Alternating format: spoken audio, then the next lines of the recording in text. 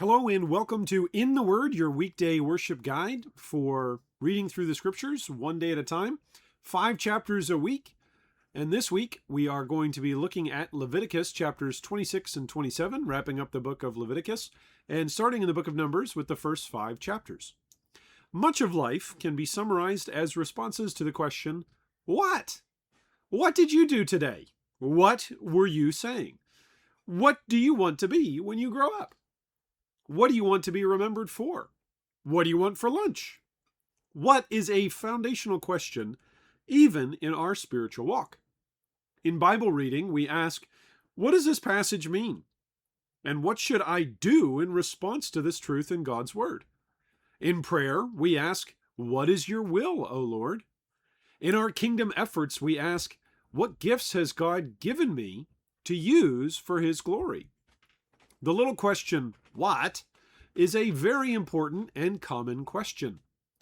This week, we wrap up Leviticus and begin reading the book of Numbers.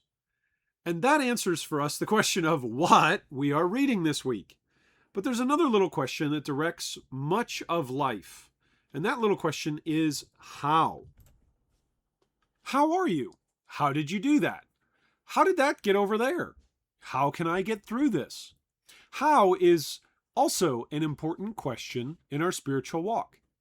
As we conclude the book of Leviticus and start our read-through of Numbers, this is a good time to review and remind each other how we approach God's Word.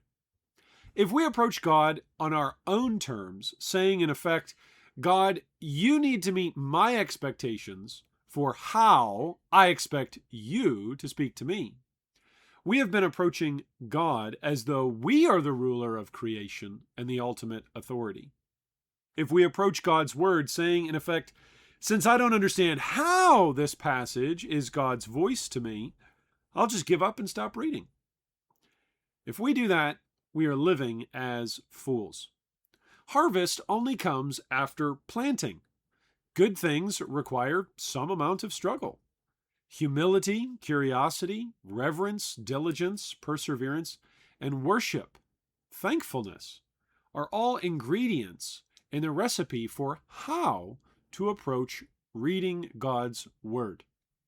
A statement we will read this week in Numbers is actually an answer to a series of previous questions we've asked that are all how questions. When we were reading through Genesis, we asked how questions about God's promises. How would God fulfill his promise to someday crush the serpent? How would God provide a son to Abraham and Sarah? How would God bring from one aging couple a countless people, more than the stars in the heavens and the sand on the seashore? The answer is that God himself would make all these things happen. That's how. God would work in people and through mighty nations and lowly slaves, to form a chosen people to receive his special favor. How do we know all this? Well, we're told about God's promises moving towards fulfillment in Numbers 1, verses 45 and 46. All the Israelites, 20 years old or more, who were able to serve in Israel's army, were counted according to their families. The total number was 603,550.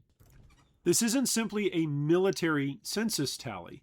This is a historical accounting giving citation that God delivers on his promises.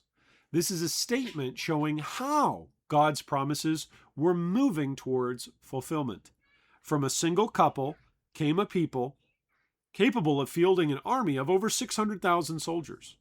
As we read Numbers, listen for God's voice so that you may hear how God has been at work throughout all of history to showcase his glory. Thanks so much for joining us. We'll catch you again next week right here on In the Word.